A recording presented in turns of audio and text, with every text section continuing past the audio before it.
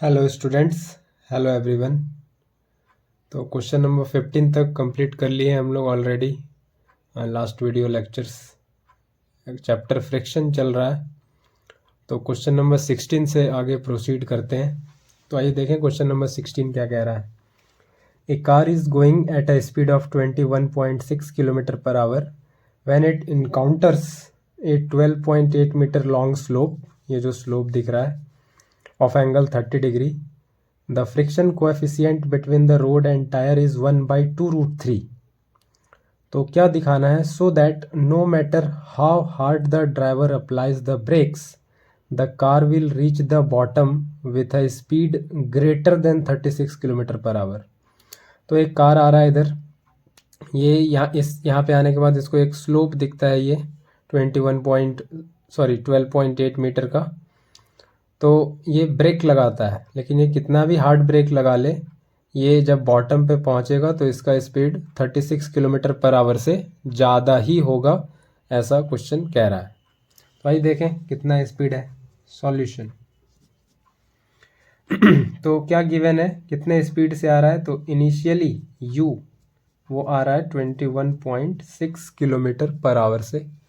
ये कितना हो जाएगा? 21.6 इंटू 5/18, ये हो जाएगा 18 1 जा 18, 3 18 2 जा 36। तो ये हो जाएगा 12 5 जा 60/10, 6 मीटर पर सेकेंड, ये इनिशियल स्पीड हो जाएगा। ये जो स्लोप इनकाउंटर करता है उसका लेंथ दे रखा है 12.1 मीटर लॉन्ग स्लोप। तो यहाँ से जब ये बॉटम तक पहुँचेगा इस एज पे आने के बाद, तो ये कितना डिस्प्लेसमेंट करेगा? जितना लेंथ ऑफ स्लोप है, एस कितना हो जाएगा? लेंथ ऑफ स्लोप ये कितना है? ये है 12.8 मीटर। एंगल ऑफ इंक्लिनेशन दिया हुआ है 30 डिग्री। फ्रिक्शन कोएफिशिएंट म्यू दिया हुआ है 1/2√3, फ्रिक्शन कोएफिशिएंट दिया हुआ है। तो आइए यहाँ पे कार आ गई है, ऐसा हम लोग कह लें कि कार आ गई है यहाँ पे। तो कार का कुछ मास है, तो इसका वेट होगा mg, और नॉर्मल लगाएगा ये सरफेस, ये कितना होगा? ये भी 30 होगा। तो mg का ये वाला कंपोनेंट कितना होगा? mg cos 30, और प्लेन के अलोंग वाला कंपोनेंट होगा mg sin 30, है ना। जब ये स्लोप पे जाने लगेगा नीचे mg sin थीटा के इन्फ्लुएंस में, तो इस पे फ्रिक्शन फोर्स लग रहा होगा, इधर फ्रिक्शन फोर्स इधर लग रहा होगा F, this is friction force. और ये फोर्स दोनों लग रहा है, और फिर ये नीचे जाता रहेगा। तो डेफिनेटली mg sin 30 ये ज़्यादा है, इसीलिए ये इधर जा रहा है। तो क्या लिखेंगे? mg sin 30 minus friction equal to mass into acceleration, net force mass into acceleration, क्योंकि नीचे तो वो जाके रहेगा। तो मास तो कुछ मेंशन नहीं है, g 10 है, sin 30 हाफ है। फ्रिक्शन क्या हो जाएगा? म्यू इंटू n, और मास इंटू एक्सेलरेशन। तो ये कितना हो जाएगा? ये m इंटू 5, म्यू कितना हो जाएगा? 1/2√3। n कितना है? n है mg cos 30, तो n हो जाएगा mg cos 30, और ये मास इंटू एक्सेलरेशन। तो m से m कैंसिल हो जाएगा, 5 माइनस 1/2√3, और g का वैल्यू है 10, cos 30 का √3/2। तो ये कितना हो जाएगा? √3 कैंसिल, 2 5 जा 10, तो 5 माइनस 5/2 यानी कि 2.5, दिस इज a। तो a आ जाएगा 2.5 मीटर पर सेकेंड स्क्वायर, ये एक्सेलरेशन आ रहा है। तो क्वेश्चन है कि ड्राइवर हार्ड ब्रेक कितना भी अप्लाई कर ले, कार जो बॉटम पे पहुंचेगा वो कितने स्पीड से? 36 किलोमीटर पर आवर से या उससे ज़्यादा स्पीड से, यानी कि फाइनल वेलोसिटी जो बनेगी वो 36 किलोमीटर पर आवर, या इसको कह लें 10 मीटर पर सेकेंड, 5/18 से मल्टीप्लाई करके ये बननी चाहिए। तो आइए देख लेते हैं इतनी बनती है कि नहीं। तो v स्क्वायर, ये equation of motion, u square plus 2as, u कितना है, u दे रखा है 6 स्क्वायर प्लस 2, a कितना है 2.5, और कितना डिस्प्लेस करके नीचे आ जाएगा, जितना लेंथ ऑफ स्लोप है 12.8, तो ये 36, ये 2 इंटू 2.55 और ये हो जाएगा 64, ये 100। तो v कितना आ जा रहा है, √100, यानी कि 10 मीटर पर सेकेंड। तो क्लियरली दिख रहा है 10 मीटर पर सेकेंड होगा या उससे ज़्यादा होगा, इससे कम स्पीड तो पॉसिबल नहीं है। तो जितना बोल रहा है उतना ही आ जाएगा। इसको किलोमीटर पर आवर में कन्वर्ट करेंगे तो आ ही रहा है, दिख रहा है 36 किलोमीटर पर आवर। तो ये था आपका क्वेश्चन नंबर 16। आगे बढ़े, क्वेश्चन नंबर 17 देखते हैं। आइए देखते हैं क्वेश्चन नंबर 17। क्वेश्चन नंबर 17 क्या कह रहा है। तो एक car starts from rest on a half kilometre long bridge. एक ब्रिज है हाफ किलोमीटर का। The coefficient of friction between the tyre and the road is 1, so that one can not drive through the bridge in less than 10 second. मतलब उस 500 metre के bridge को cross करने में कम से कम 10 सेकेंड तो लगेंगे, उससे कम टाइम में कोई क्रॉस नहीं कर सकता, उससे ज़्यादा ही लगेगा। ठीक है, तो ये ब्रिज है कह लेते हैं, और इस पे कार जा रही है, इस पे कार जा रही है, इस पे ये कार जा रही है इधर हाफ किलोमीटर के ब्रिज पे, 500 मीटर के ब्रिज पे ये कह देते हैं कि ये कार जो है वो जा रही है। फ्रिक्शन कोएफिशिएंट दिया हुआ है म्यू कितना 1। तो कार जब आगे जाएगी तो इस पे फ्रिक्शन लगेगा, फ्रिक्शन, और यही एक नेट फोर्स है जो कार पे लगता रहेगा जब ये ब्रिज पे चलेगा। तो नेट फोर्स इस पे फ्रिक्शन फोर्स है, और ये आगे जा रहा है और फ्रिक्शन लग रहा है पीछे, है ना, ये इसके रिलेटिव मोशन को रोकने के लिए। और यही एक नेट फोर्स है जो लगता रहेगा, और कोई फोर्स यहाँ पे नहीं है ना। ये इसका वेलोसिटी, इसका मोशन भले ही आगे है लेकिन फ्रिक्शन लग रहा है इधर पीछे।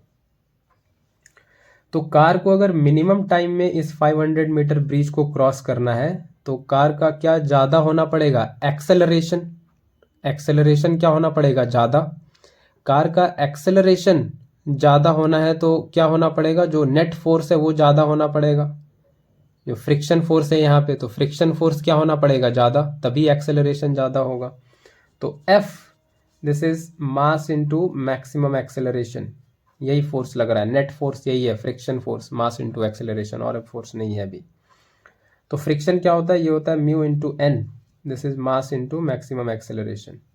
म्यू कितना है 1, और एन कितना है, एन है mg, तो mg, m into maximum acceleration. तो मास से मास कट गया, नॉर्मल रिएक्शन होगा ना इस पे, n कार के मास के बराबर और g mg के बराबर। तो मैक्सिमम एक्सेलरेशन तो आ रहा है g के बराबर, यानी कि 10 मीटर पर सेकेंड स्क्वायर के बराबर। ये आ जा रहा है मैक्सिमम एक्सेलरेशन, क्योंकि मिनिमम टाइम में क्रॉस करना है तो एक्सेलरेशन को क्या रखना पड़ेगा, कार को मैक्सिमम।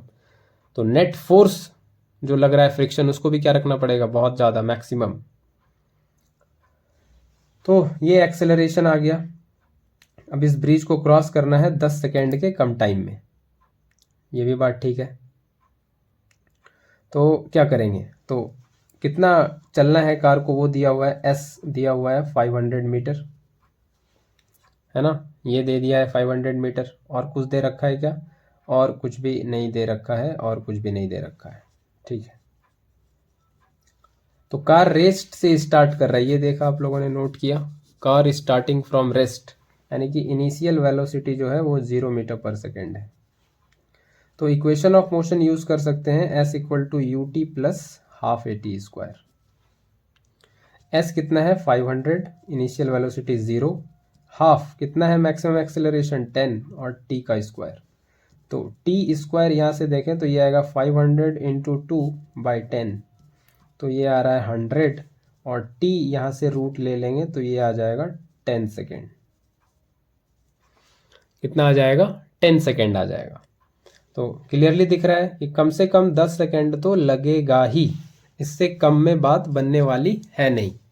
तो ये था क्वेश्चन नंबर 17। आगे बढ़े क्वेश्चन नंबर 18 देखते हैं। आइए देखते हैं क्वेश्चन नंबर 18। क्वेश्चन नंबर 18 देखते हैं। ठीक है, क्वेश्चन नंबर 18 देखते हैं क्या कह रहा है। तो ये क्वेश्चन नंबर 18 एक फिगर दे रखा है। क्वेश्चन नंबर 18 में क्या दे रखा है, एक फिगर दे रखा है। क्वेश्चन नंबर 18 में एक फिगर दे रखा है और एक इंक्लाइन प्लेन जैसा कुछ है और इस पे दो ब्लॉक रखा हुआ है, एक 4 kg का और 2 kg का। इंक्लिनेशन 30 डिग्री है, लेकिन फ्रिक्शन कोएफिशिएंट दोनों ब्लॉक के लिए जो सरफेस के साथ कांटेक्ट में है वो अलग अलग है। 2 kg वाले ब्लॉक के साथ फ्रिक्शन कोएफिशिएंट कितना कह रहा है, फ्रिक्शन कोएफिशिएंट कह रहा है μ1, और 4 kg वाले ब्लॉक के साथ ये कह रहा है μ2।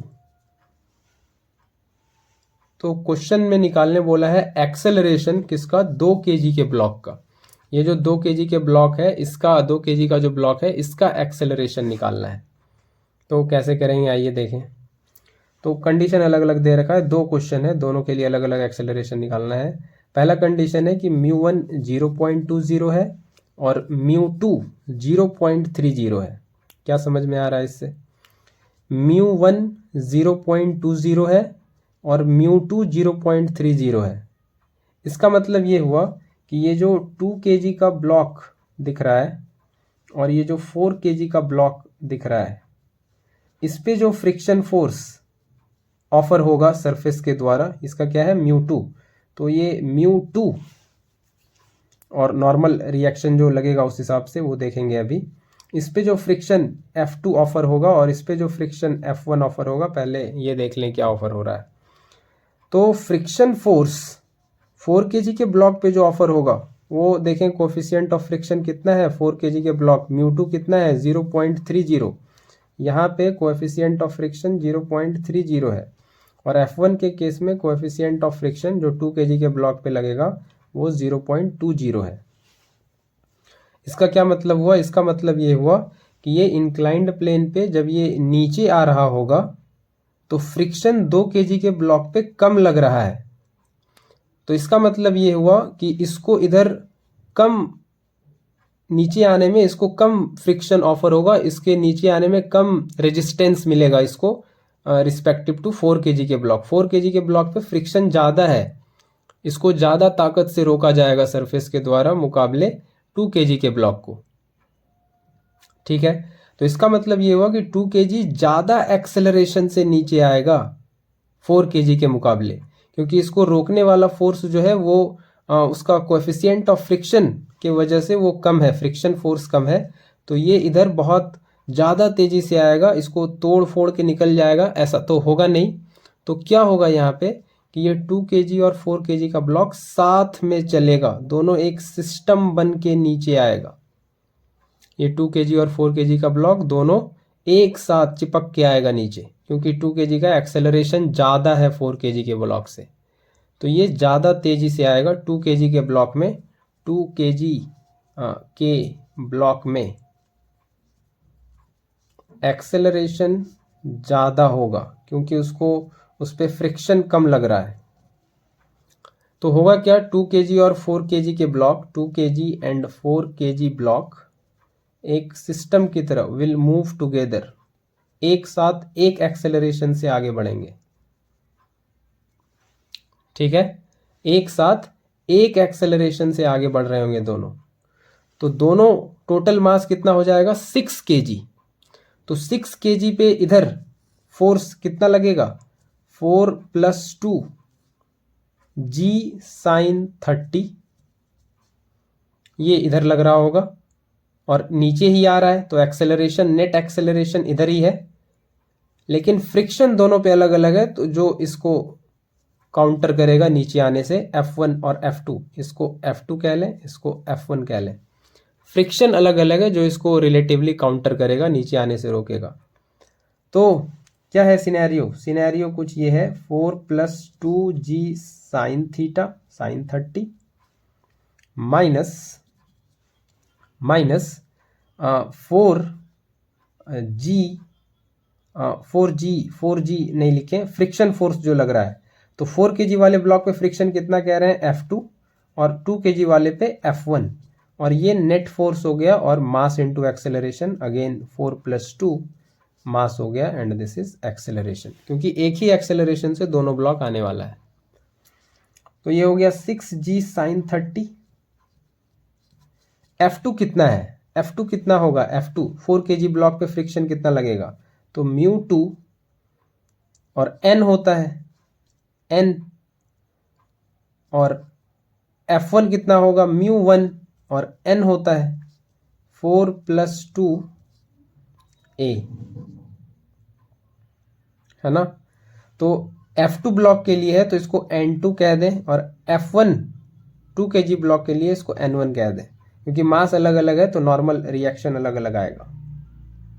ठीक है, तो 6G sin 30 माइनस μ2 अब क्वेश्चन में दे रखा है 0.30, N2 कितना होगा mg cos 30 होगा कि नहीं, ये N2 लगेगा और ये इस पे N1 लगेगा, और ये जब रिजॉल्व करेंगे तो ये काफ़ी कर चुके हैं पहले, तो उसको यहाँ पे डायरेक्ट लिखेंगे mg cos 30, तो N2 कितना हो जाएगा 4G cos 30, और μ1 कितना लेने को बोला है 0.20, और N1 हो जाएगा 2G cos 30, और ये हो जाएगा 6a, तो ये हो जाएगा 6 × 10 × ½ माइनस 0.30 × 4 × 10 × √3/2, 0.20 × 2 × 10 × √3/2 इक्वल टू 6a। तो ये हो जाएगा कितना 30 माइनस ये हो जाएगा 20, और 20 में 3 जाएगा 23 जा, इसको डेसिमल को हटाएं, ये हो जाएगा 6√3, और ये उसी तरह डेसिमल हटाएं तो नीचे 100 आएगा, तो ये कितना हो जाएगा, तो ये हो जाएगा 0.00022, ये हो जाएगा 2√3, और ये हो जाएगा 6a। तो 30 माइनस 8√3/6 इक्वल टू a, तो ये हो जाएगा कितना 15 माइनस 4√3/3 इक्वल टू a, तो ये सॉल्व करके आ जाता है कितना 2.7 मीटर पर सेकेंड स्क्वायर। ठीक है, ये इसमें प्रॉब्लम था इस क्वेश्चन में।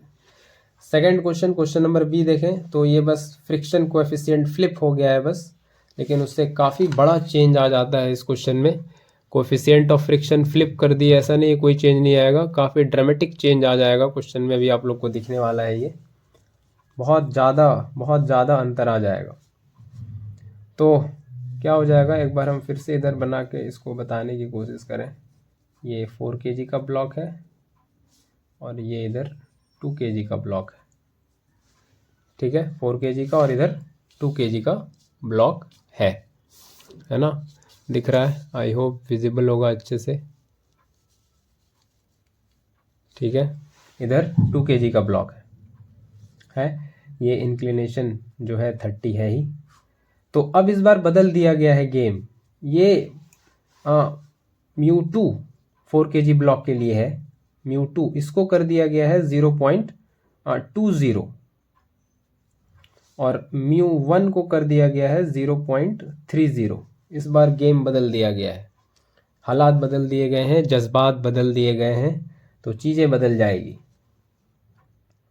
क्या होगा देखिए कि इस 2 kg के ब्लॉक पे इस बार फ्रिक्शन कोएफिशिएंट ज़्यादा है 4 kg के ब्लॉक से, तो इस पे फ्रिक्शन ज़्यादा लगेगा, ज़्यादा ऑफर होगा फ्रिक्शन इस पे 4 kg ब्लॉक के मुकाबले। इसका मतलब इस बार 4 kg के ब्लॉक को नीचे आने में रेजिस्टेंस कम है, मतलब 4 kg का ब्लॉक ज़्यादा तेज़ी से, ज़्यादा फास्ट एक्सेलरेशन से आएगा 2 kg ब्लॉक के मुकाबले।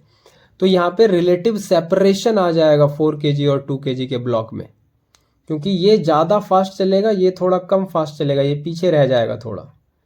तो इस बार 2 kg के ब्लॉक की सेपरेट कहानी चलेगी बिल्कुल, तो इस बार जो ये 2 kg का ब्लॉक है इसकी बिल्कुल सेपरेट कहानी होगी। इधर इस पे लग रहा है 2g sin 30, बिल्कुल अलग कहानी चलेगी। और इस पे फ्रिक्शन जो लगेगा वो कितना लगेगा, F1 कह देते हैं। तो ये हो जाएगा 2g sin 30 minus F1 equal to mass into acceleration 2 into a. अलग कहानी हो जाएगी क्योंकि इस पे फोर्स ज़्यादा है इस बार 4 kg के मुकाबले, फ्रिक्शन फोर्स। तो ये हो जाएगा 2 इंटू 10 साइन 30 हाफ। F1 कितना हो जाएगा, F1 हो जाएगा μ1n1, दिस इज 2 इंटू ए। तो ये हो जाएगा 10, 2 कैंसिल हो गया। μ1 कितना है 0.30, n1 कितना हो जाएगा mg cos 30, 2 इंटू 10 cos 30 और ये 2a। 10 माइनस ये डेसिमल हटाएं, 0 ये कैंसिल, तो 3 2 जा 6, 10 cos 30 √3/2, दिस इज 2a। तो 2 3 जा ये 10 minus 3 √3 divided by 2 equal to a। तो ये अप्रॉक्सीमेटली कितना आ जाएगा, ये आ जाता है, कर ही लेते हैं, 10 minus 3 into 1.732 divided by 2 equal to a. तो 10 माइनस 5.196, दिस इज 2। तो ये कितना आ जाएगा, ये आ जाएगा 40084, दिस इज 2। तो ये आ जा रहा है लगभग 2.4 मीटर पर सेकेंड स्क्वायर। ये रिजल्ट आ जाता है, ये आंसर आ जाता है ना, ये आंसर आ रहा होगा। तो ये थोड़ा ट्विस्ट था इसमें। आगे बढ़े, क्वेश्चन नंबर 19 देखें। आइए क्वेश्चन नंबर 19 देखते हैं। तो क्वेश्चन नंबर 19 विजिबल होगा अच्छे से। चलिए देखते हैं क्वेश्चन नंबर 19। दो मासेस है M1 और M2 जो एक लाइट रॉड से कनेक्टेड है और सिस्टम स्लिप कर रहा है एक रफ इंक्लाइन में जो एंगल थीटा का है। तो फिर से इंक्लाइन प्लेन का काफ़ी क्वेश्चन है दे रखा। ऐसी वर्मा सर इंक्लाइन प्लेन से लगता है बहुत ज़्यादा प्यार करते हैं। ये M1 मास है और ये दूसरा M2 मास है, ठीक है। ये एक लाइट रॉड से कनेक्टेड है ना। इसका इंक्लिनेशन थीटा है। फ्रिक्शन कोफिशिएंट दोनों कांटेक्ट पे, यहाँ भी म्यू है यहाँ भी म्यू है, कोई दिक्कत नहीं। तो इस सिस्टम का एक्सेलरेशन पूछा है, ये अगर नीचे स्लिप कर रहा है इधर तो, और रॉड कितना फोर्स लगाएगा किसी एक ब्लॉक पे, ये पूछा है। ये दो क्वेश्चन पूछा है। तो आइए करते हैं इसको। तो क्या क्या फोर्सेस लग रहा है पहले तो वो देख लें। तो M2 को देखें तो ये रहा M2। तो इस पे एक फोर्स लग रहा है M2G, ये इस पे लग रहा है नॉर्मल, ये है थीटा। तो ये फोर्स क्या लग रहा है M2G cos थीटा, और प्लेन के अलोंग लग रहा है M2G sin थीटा, ठीक है। एंगल ऑफ इंक्लिनेशन नहीं दे रखा है, M2G sin थीटा। और क्या फोर्स लग रहा है, ये एक रॉड से यहाँ पे कनेक्टेड है, रॉड से। तो इस रॉड पे क्या आ रहा होगा, टेंशन। इस रॉड पे क्या आ रहा होगा, टेंशन। और ये नीचे स्लिप कर रहा है तो एक फ्रिक्शन फोर्स भी आ रहा होगा, friction force F। Same contact है, कोफिशिएंट ऑफ फ्रिक्शन सेम है दोनों कांटेक्ट पे, तो फ्रिक्शन फोर्स भी क्या हो जाएगा, सेम हो जाएगा, है ना। फ्रिक्शन फोर्स एक जैसा हो जाएगा, ठीक है, एक जैसा हो जाएगा। मासेस वो थोड़ा मैटर करेगा, वो देखेंगे अभी। तो अब इसको फ्री बॉडी डायग्राम से इसको लिखे पहले, ये नीचे आ रहा है। तो ये क्या हो जाएगा M2 ब्लॉक के लिए, M2G sin theta minus T minus F और equal to mass into acceleration M2 into A। दूसरे ब्लॉक M1 के लिए लिखें, ये इक्वेशन 1। दूसरे ब्लॉक M1 के लिए लिखें, M1 के लिए। तो M1 के लिए देखिए, M1 के लिए लिखते हैं, ये M1। इस पे रॉड इधर है तो इधर ही टेंशन है, अवे फ्रॉम द मास होता है टेंशन।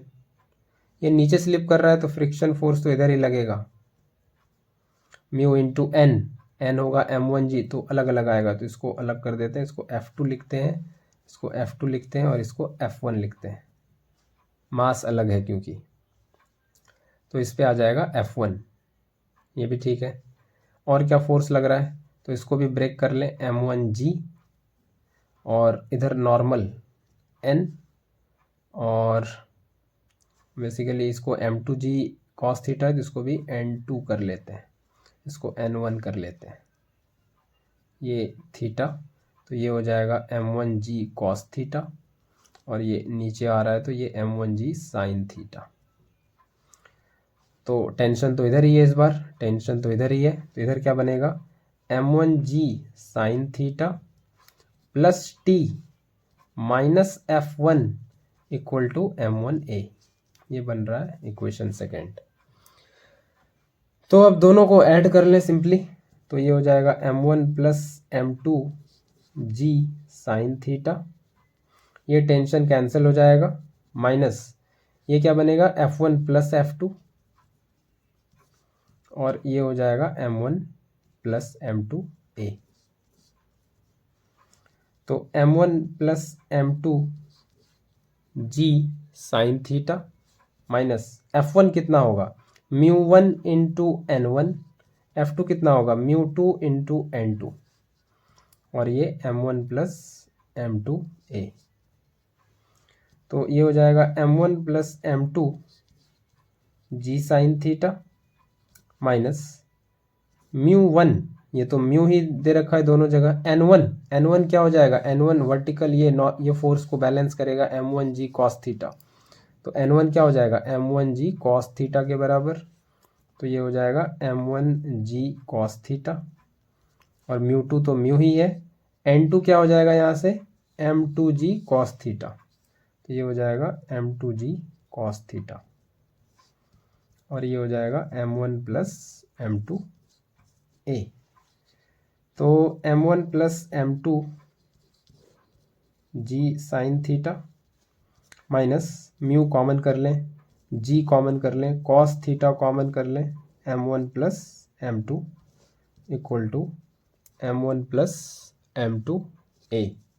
तो m1 प्लस m2 ये मर गया, क्या बचा, g sine theta minus mu g cos theta equal to a, तो a आ जा रहा है कितना, g sine theta minus mu cos theta, ये आ जा रहा है एक्सेलरेशन, ये आ जा रहा है एक्सेलरेशन। ठीक है, ये पहले सिस्टम का एक्सेलरेशन समझ में आया। अब force by the rod on one of the block, तो रॉड क्या फोर्स लगा रहा है, जो टेंशन फोर्स है, जो टेंशन फोर्स है वही लगा रहा है रॉड तो वही फोर्स लगाएगा, tension force.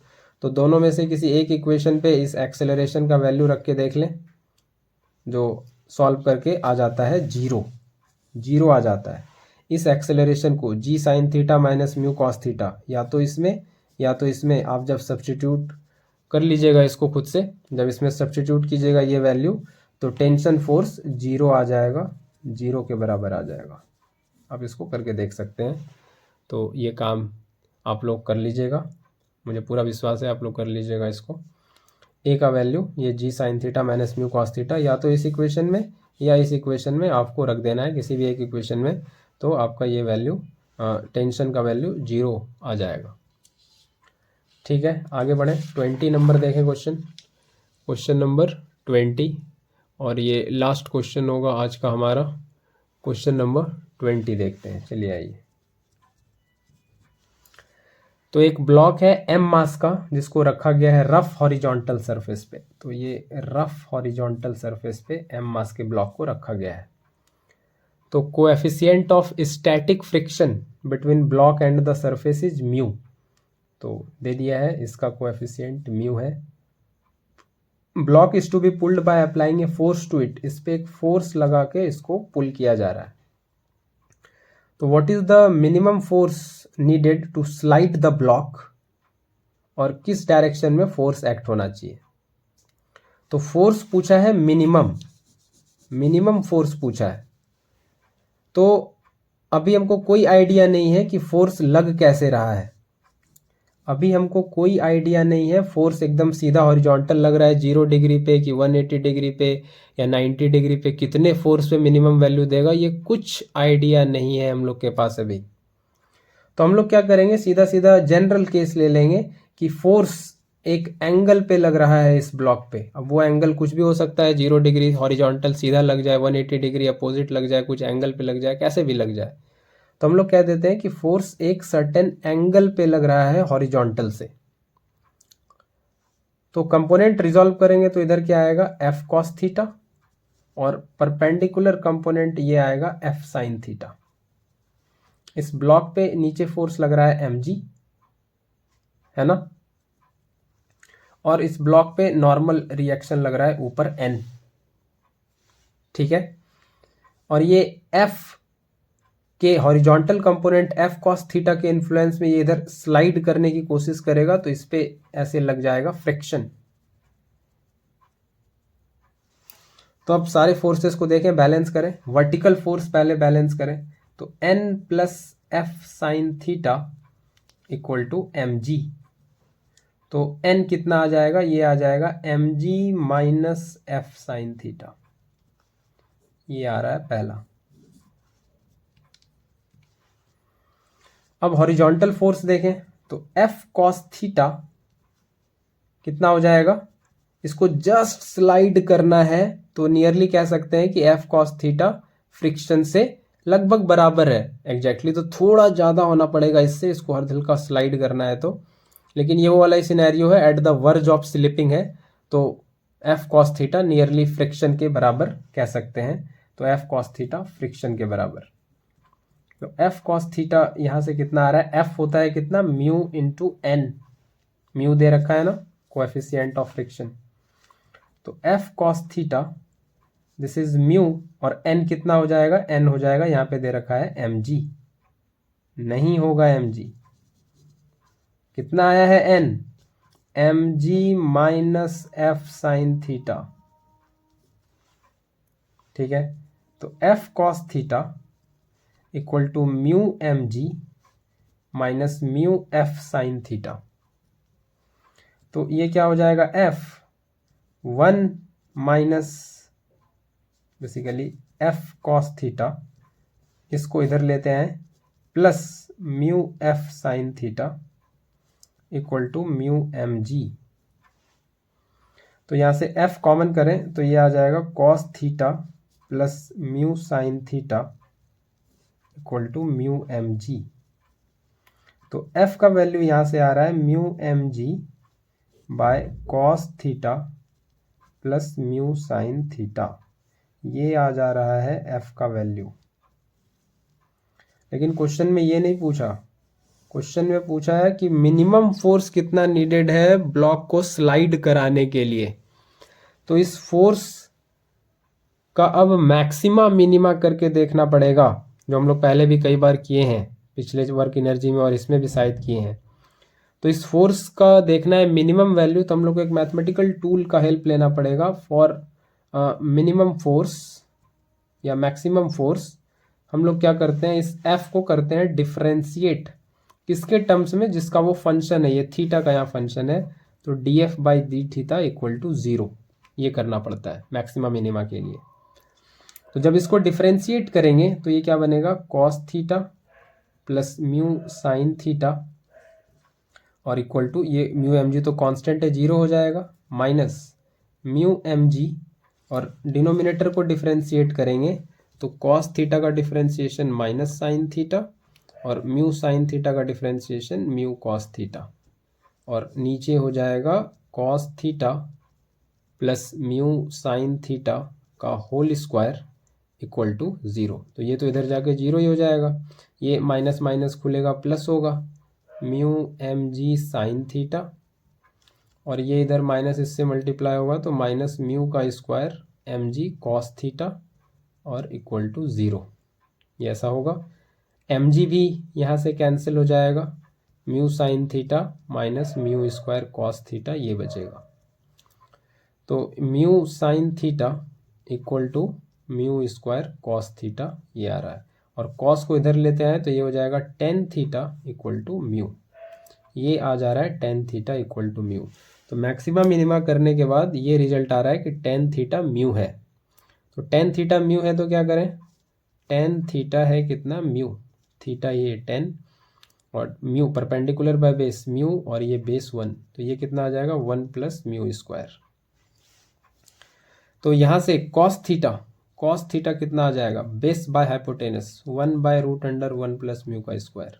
Sign theta perpendicular by base mu by root under one plus mu का स्क्वायर। तो यहाँ पे वैल्यू सब्सटीट्यूट कर दें अब, तो f equal to mu M G by cos theta का value one by root under one plus mu का square plus mu sine theta का value mu by root under one plus mu का square. तो mu M G by one plus mu का square and root under one plus mu का square.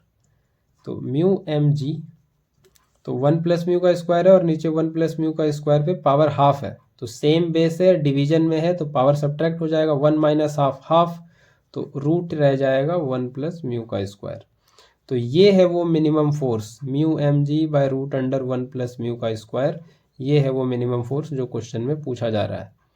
किस direction में ये force act करेगा, तो यहीं से तो निकल गया, यहाँ से थीटा कितना आया टेन इनवर्स म्यू, ये है वो डायरेक्शन, ये है वो एंगल जिस पे फोर्स को एक्ट करना पड़ेगा। यही तो है थीटा, यही तो है फोर्स का डायरेक्शन, हॉरिजॉन्टल से कितना इंक्लिनेशन पे, तो थीटा कितना आया टेन इनवर्स म्यू, इतने एंगल पे फोर्स को एक्ट करना पड़ेगा। तो ये काफ़ी अच्छा क्वेश्चन था। दैट्स ऑल फॉर टुडे, कल फिर आगे प्रोसीड करेंगे। Thank you very much.